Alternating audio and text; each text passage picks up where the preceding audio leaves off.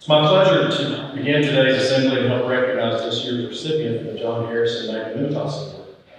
As you've seen in videos before that we've shown earlier this year, my friend and colleague John Harrison was a special man. He was really tall, and he was a real character. He was someone that everyone loved to be around. What made him someone that the school wanted to honor, though, was that he grew into a compassionate, caring man who really wanted to spread his positive outlook and passion for giving to all of those around him. So today we are honored to give this award in his name. I'm happy to note that the physical award that we will hand out today has the design of a palm tree on it in honor of John. John was known when he was a student here for keeping an old fake palm tree, which he referred to as the spirit palm in his dorm room. We have many people to thank today, students and faculty. Thank you for taking the time to nominate students for this inaugural award. Special thanks to the committee who had the difficult task of working through those nominations to determine the recipient. I served on the committee and I was touched by so many of the nominations that came in. It speaks to the quality and character of our students that we had so many wonderful anecdotes and stories shared about them by both peers and faculty.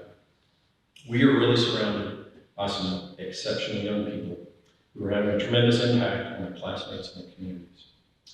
Most importantly, I want to extend a special welcome and thanks to John's many friends and family who are here today and who have helped to create this award. So let's please give them a round of applause.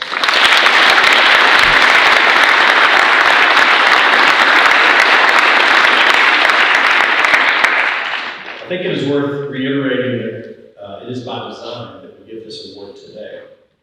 First, it's the anniversary of John's speech, from which you've all seen excerpts from a few years ago. But most importantly, it's the last day that we'll be together before Thanksgiving break. Thanksgiving is a time in which we should consider our many blessings and how we perhaps can help those less fortunate in our communities. It is in this context of gratitude and service that I ask all of us, students and faculty, to consider how we can give back to our various communities. Part of the responsibility of today's recipient will be to take the $500, which is part of the award, and figure out how best to use that sum with one's ingenuity and hard work to make a positive impact in the community. In the spring, the recipient can speak with all of us at an assembly about what he or she has done with his or her time, talents, and treasure. Part of our hope as a school in giving this award is to provide for our students a better and longer lasting understanding of the culture of philanthropy, giving back. The recipient of the award is just one person, but the challenge before all of us today is to find ways in which we can support institutions and causes that we love and how to make that a more permanent part of our lives. So during this Thanksgiving holiday, I'll ask all of us, students, faculty, and guests, to consider how we go about making a positive difference in the world. At this time, I'd like to introduce last year's recipient, Senior Marguerite Pippinger, to share a few words with us. Marguerite. John Harrison was one of those people who was bigger than life, and I can say with confidence that he was one of my best friends. My sister and I drove John to school each day because he was blind and we knew each other because we were family friends. In those 2 years that we drove him, we learned more and more about the type of man that he was. A courageous, brave, and above all, positive light in both my sister and I's world. John was blind and had failing kidneys, which required him to attend dialysis twice a week. And if you know anything about dialysis, you know that it is physically, emotionally draining. But my sister and I, John's friends here at Baylor, and anyone who encountered him, rarely saw the effects that the illnesses had on John. That's the type of person he was. He always remained positive and made others laugh. Winning this award last year was something that I will always remember and I will be eternally grateful for. Knowing John was a gift, but receiving the award was something that I could use to further his legacy that he left here at Baylor. Some of you might remember that in the spring, I spoke about what I did with my $500 after receiving the award. But for those of you that don't remember, I decided to sponsor a guide dog for someone who is visually impaired. This gift helped with the programs and the services that the foundation provides. The Leader Dog Foundation raises and trains puppies from birth to become service dogs. This cause was important to me because it was a way to help someone like John. I would also like to share a personal experience that I had this summer that helped me further understand the impact of a service animal. Each summer, my family and I volunteer at a camp for families who have children and young adults with physical and mental disabilities. We have been going to this camp for 7 years, and the Macklewicks family has been there each summer. The Macklewicks family has 3 children, 2 of which have Fragile X syndrome. Fragile X is a genetic disorder that causes delays in brain development, And this disorder is very broad and can affect many different ways of how they live their life. For their daughter, Molly, who's 11, she generally has a hard time holding attention and focusing. But for some, like Luke, who's 17 years old, it affects every aspect of his life. Luke is nonverbal and has a hard time controlling movements, causing him to run away, hit people, or even just collapse. For the Maculus family, Luke running away and lashing out was a huge problem. They needed something that could help Luke and be a friend to Luke, and most importantly, keep him safe. So they adopted Gale. Gale's a black lab that is Luke's service dog. They trained Gale by hiding Luke in the woods and then releasing him and saying, "Go find your boy," and within minutes, Gale was able to find Luke. When I asked the Maculus family how Gale helped them, they didn't even know where to start. They said that having an animal be capable of such tasks was an amazing thing to witness. But watching Gale connect with Luke and even Luke connect with Gale was even more amazing. My hope with $500 is to help a Gale find a Luke. Now, I'm not gonna lie, when I say that I've been going to this camp for 7 years, some of those years were because my mom forced my siblings and I to go. And to be really honest, spending the week in an old camp with no Wi-Fi was not how I wanted to spend my summer. It wasn't until a couple of years ago that I truly realized the impact that this place had on me. It was no longer just a place that I went to for 1 week out of the year, but instead a life-changing experience. Helping people matters, and it comes in many different forms. Seeing so many people with challenges that they face every single day persevere and live their lives to the fullest despite those obstacles is an inspiring thing. I say all this because it does not matter who you are capable of doing something amazing. And doing something amazing starts by helping others.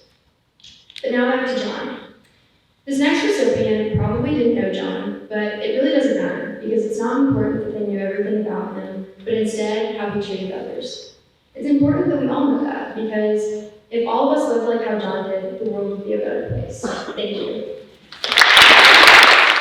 Good morning, and thank you, Mr. Wilson, and to Marguerite for sharing your words and testimony about John Harrison.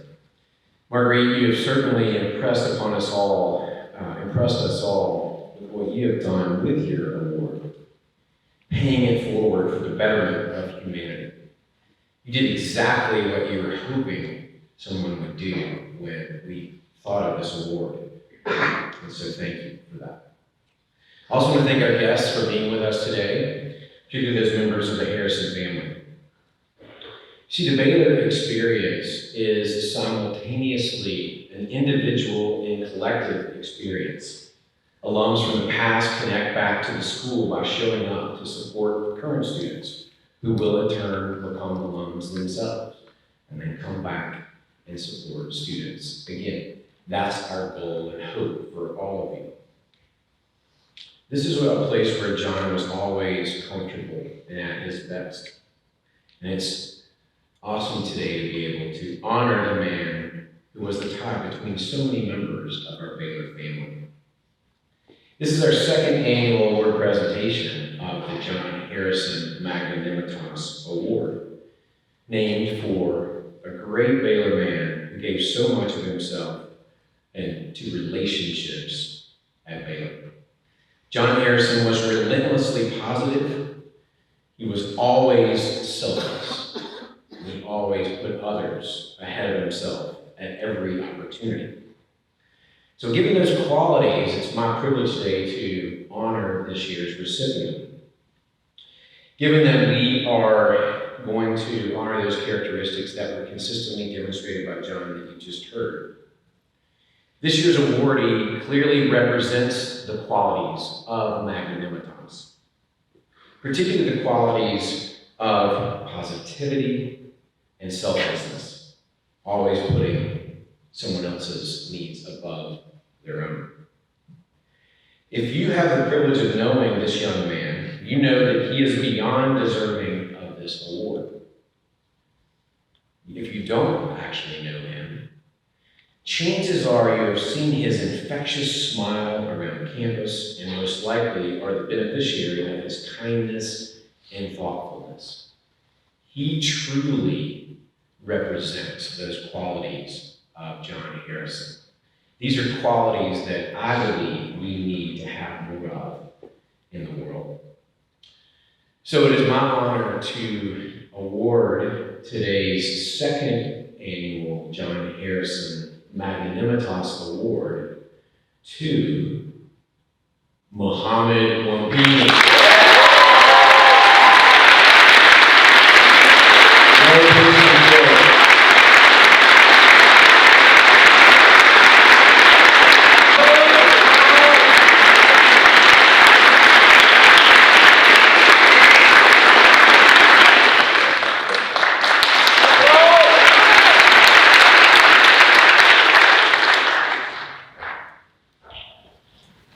I'm sorry, I don't know what to say. It means a lot to me, and thank you everyone for believing in me. Inshallah, I'm going to keep on putting smile on people's faces. I don't think of, I want to see someone happy all the time. Just like me, I'm always happy. If I'm going through a lot, only one thing that will make me happy is laugh, make people laugh, and for the other. Thank you.